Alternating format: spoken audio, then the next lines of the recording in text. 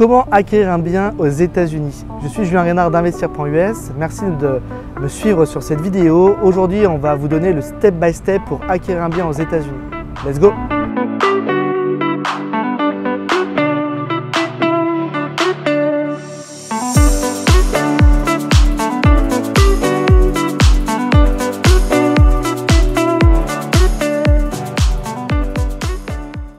Alors sur un bien, on va dire une transaction standard, la procédure, si vous voulez, va suivre différentes étapes, mais va dépendre aussi bien sûr de si c'est une acquisition en cash ou si c'est une acquisition à financement. On va partir du cas le plus simple et après je ferai juste un petit laïus sur le financement, puisque le cas le plus simple c'est l'acquisition en cash. Donc évidemment, une fois que le bien est identifié, on fait une offre. Une contre-offre est signée par un vendeur.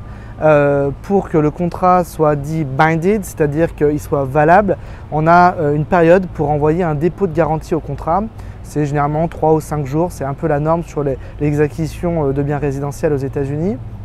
Et le montant du dépôt est défini en amont lorsqu'on formule l'offre. Évidemment, plus on a un dépôt de garantie qui est élevé, plus l'offre est forte pour un vendeur et donc il sera amené à la contresigner. C'est un élément de négociation qui est intéressant et qui est important aussi. Donc sous cette période de 3 à 5 jours, en général, on fait un transfert bancaire sur le compte séquestre du notaire qui va gérer la transaction. Ça, c'est la première étape. Ensuite vient la période des termes suspensifs, des contingencies. Le premier terme suspensif qu'on trouve généralement sur un contrat, c'est la période d'inspection qui suit en fait la signature au contrat. Donc elle est de 7 jours, 10 jours, tout dépend encore une fois de ce qu'on a mis sur le contrat. Là, c'est une inspection technique du bien qui est faite par un inspecteur licencié. Et puis, une fois que cette période est finalisée, qui est aussi effectivement un terme suspensif optionnel finalement, vient derrière le moment du closing. Donc ça va dépendre également du travail que doit faire le notaire. Généralement, le notaire doit faire un abstract ou une recherche sur le titre pour certifier le titre, puisque l'acheteur acquiert le bien avec une assurance sur le titre.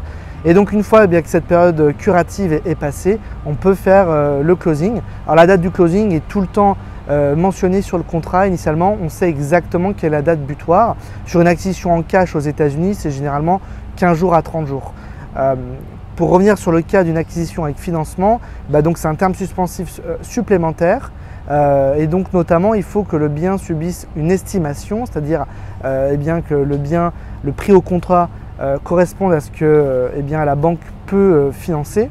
Et donc c'est une personne qui est envoyée par la banque, qui est une personne indépendante qu'on appelle un appraiser, qui va venir faire un appraisal, c'est-à-dire faire une estimation sur le bien. Une fois que cette période d'estimation est finie, de la même manière, on va sur le closing et donc là les fonds sont envoyés par l'acquéreur sur le compte séquestre du notaire pour pouvoir procéder à l'acquisition du bien.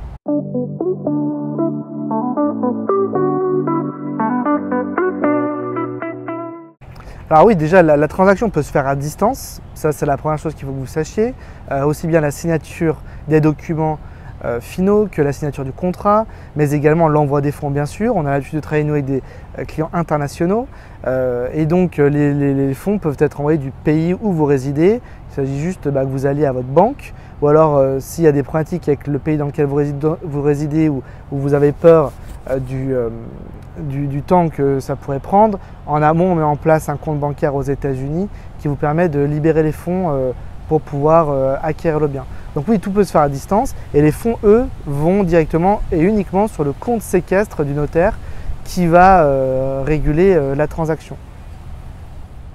Il n'y a pas besoin particulièrement d'ouvrir un compte bancaire pour l'acquisition d'un bien. Après, on recommande évidemment de créer un compte bancaire aux États-Unis si demain ce bien est voué à générer des revenus. Si c'est un bien pour du locatif, il va falloir que vous puissiez percevoir vos revenus. Mais pour l'acquisition, tout peut partir d'un compte étranger, en Europe ou ailleurs, sans problème.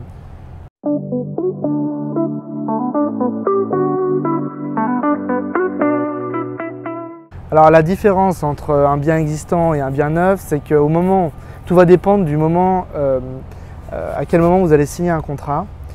Si le bien est en cours de construction, si c'est en amont de la construction, si c'est une acquisition cash ou à financement, ce qui va se passer, c'est qu'il va y avoir en parallèle du contrat qui a été mis en amont, généralement un appel de fonds. sur un contrat en construction. Et donc au fil de la construction, vous allez devoir faire un dépôt qui généralement lui est fait sur le compte bancaire du constructeur contre l'avancement de la construction. Donc évidemment ce que vous avez vous comme moyen de vérification, c'est l'avancement des travaux. Et c'est pour ça que vous faites un virement des fonds. Donc ça c'est la principale différence. Après pour les autres étapes que j'ai mentionnées, c'est sensiblement la même chose.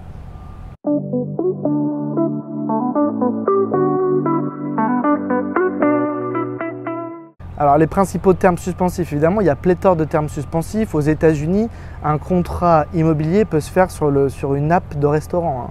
On peut acquérir un bien immobilier par ce biais-là. On peut également ne pas avoir de contrat écrit aux États-Unis, ce que je ne recommande pas du tout. Et donc nous, ce qu'on utilise comme contrat, c'est le contrat type qui est validé par le barreau de l'État dans lequel on travaille. Nous, en l'occurrence, on travaille dans l'État du Mississippi et dans l'État de Floride. C'est le contrat FARBAR qui est, alors FARBAR ou MARBAR, si on est dans le Mississippi, qui est validé. Dans le cadre de ce contrat, donc, il y a les termes suspensifs principaux sont l'inspection. Donc généralement après la période de mise sous contrat du bien, on a une période d'inspection, d'audit du bien qui peut permettre à tout moment de sortir du contrat si on n'est pas content de ce que l'on sait ou de ce que l'on voit, de ce que l'on connaît.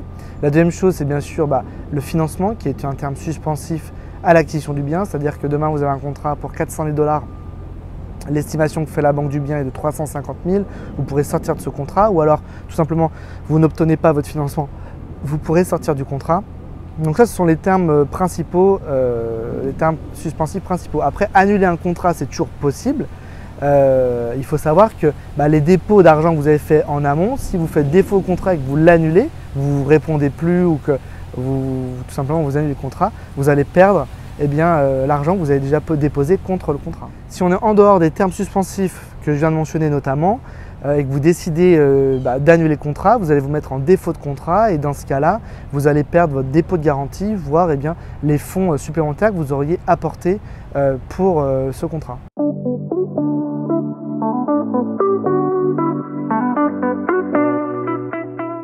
Alors, j'ai déjà mentionné un peu en début de vidéo, sur une acquisition en cash, tout va dépendre principalement du fait d'une inspection ou non sur le contrat et également et surtout en combien de temps le notaire, la title company ou l'avocat qui va faire la transaction a besoin de temps pour le faire.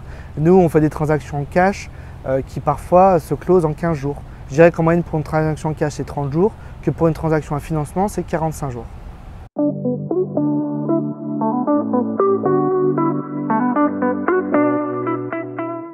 Merci beaucoup de m'avoir regardé sur cette vidéo. Surtout, si vous avez d'autres questions, n'hésitez pas de nous contacter. Une seule adresse, contact@investir.es. On vous met un lien en description de la vidéo. Vous nous contactez, vous soumettez votre projet et on prend contact avec vous sous 24 heures. À très bientôt, bye bye.